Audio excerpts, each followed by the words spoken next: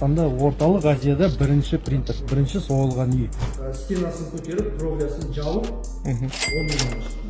Терезелерін қойып, бәрі 10 миллион. 100 квадрат 10 миллионға дегеніміз сонда 1 квадрат метр 100 мыңнан ба? 100 мың. Бұл үйді біз бір аптада бітірдік. Bir haftada salınızlar. Kança kvadrat? 100 квадрат. 100 kvadrattық үй bir haftada.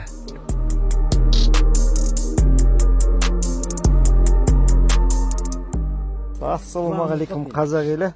Қайда келдің дейсіздер ғой? Алматыда, Орта Азияда ең бірінші рет салынған 3D принтермен салынған ғимарат. Соған келіп тұрмыз. Бұлар міне жігіттер тұр, өзіміздің қазақтың жігіттері. Мәди. Ассалаумағалейкум. Фархат. Аха. Ғани. Ассалаумағалейкум. Дархан. 3D принтер құрылғы арқылы соғылған үй. 100 квадрат метр. Бұл үйді біз бір аптада бітірдік.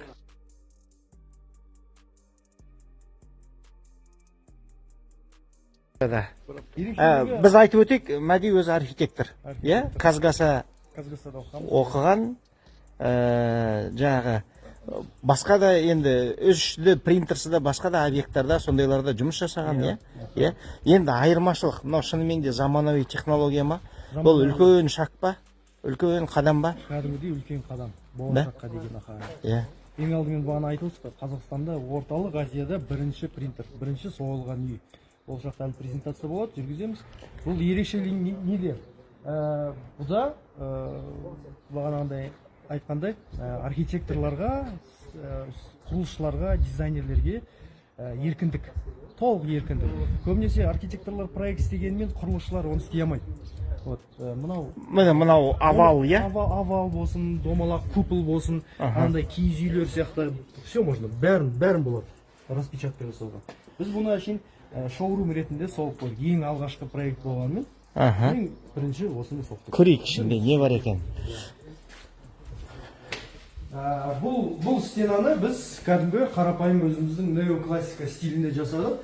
Штукатурка істедік, бетін краскіледік. Адамдар көріп келгенде, көріп қарағанда түсінетінді бұл не екенін. Бұлай да жасауға болады, немесе мені бұлай да қалдыра салуға болады. Мына текстура өте әдемі. Өте керемет шыққан. Стильный сондай қазіргі заманауи стильға сәйкес. Біз бұны просто бетіне сылап қойдық, краскілеп қойдық. Болды, басқа ешқандай шығын жоқ. Проводкасын бәрін сыртынан жібердік. Өздері көріп отырғандай мебель жасадық. Керегеге орнатылды, оның барлығы проблема жоқ. Мына жерге ас стөл болады. 4 адам бармауға. Мына жерге бізде диван болады. Мына жерде телевизор. Так, төбе. Төбе бізде натяжной потолок. Оның сыртында? Оның сыртында ағаш, полностью деревянная конструкция.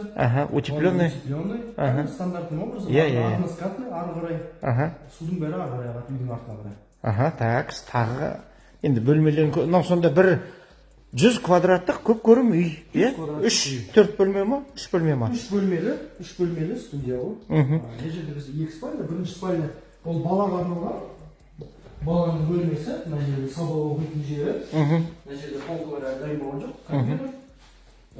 Мына жерде төсек болады. 2 спальня, немесе 1 спальня төсек. Мына жерде мына шкаф. Біз жасағанда принтер прям ішке қарай тесік жасадық. Кәдімгідей осындай ойып қалдырып кетті, И осындай шкафтар қойдық. Бір стена сияқты. Мына жерде бізде үлкен спальня.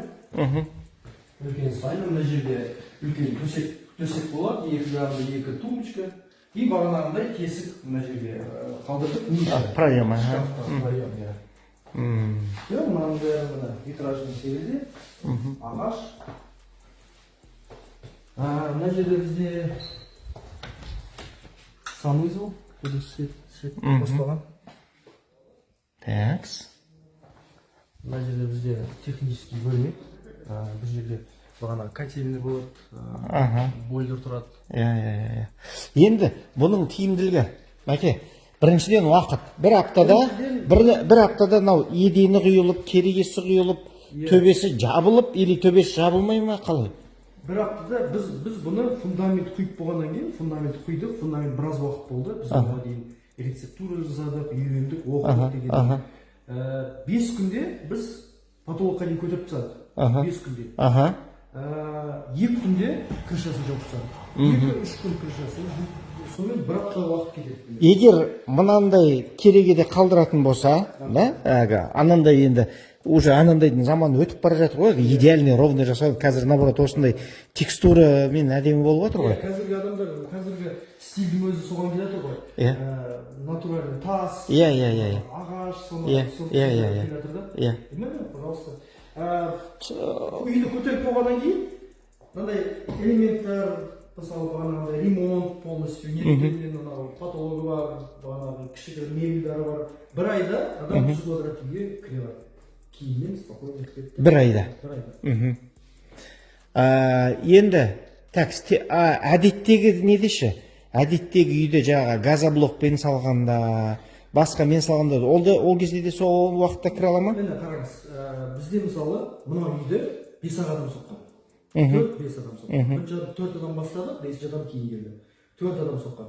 2 адам инженер по материал жақта жүреді. 2 адам ол оператор. Компьютермен қарап жүреді. По сути, робот қой енді.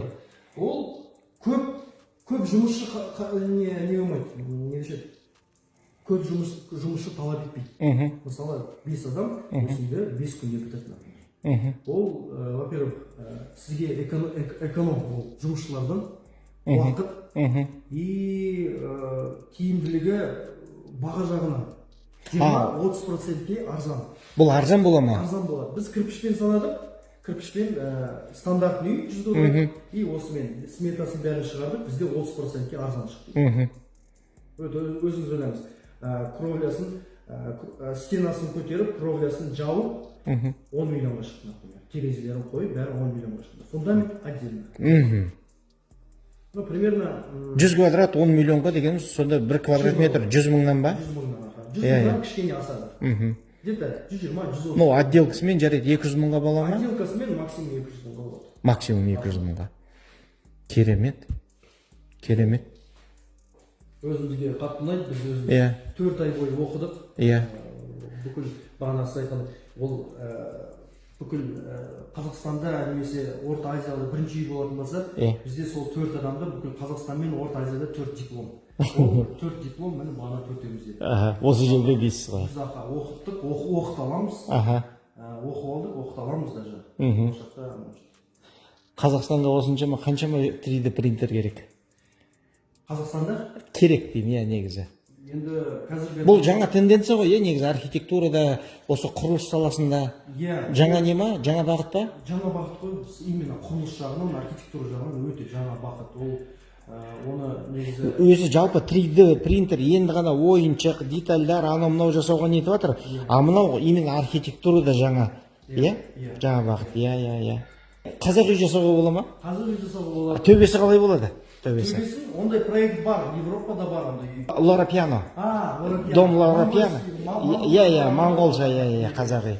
Купол үстін кәдімгі біздің шаңырақ сияқты ашқан. Ашқанды үстінен айнек жіберген.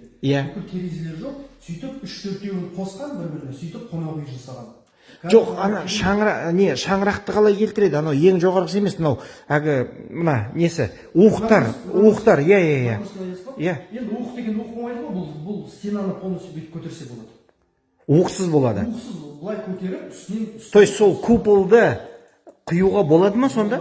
Болады. Айтып отырмын ғой, бұл архитекторлар мен строительдерға... Соны сөйлесейін деп келгем деп, секретті айтып қойайын елге. Қазақ үй жасау мүмкін ба деп. Сол, жақсы мәке. Сол міне, енді қазақтарға осындай үй бұйырсын, 100 квадрат, 10 миллион теңге. Тамаша бұйыртсын. Ал, істеріңізге сәттілік.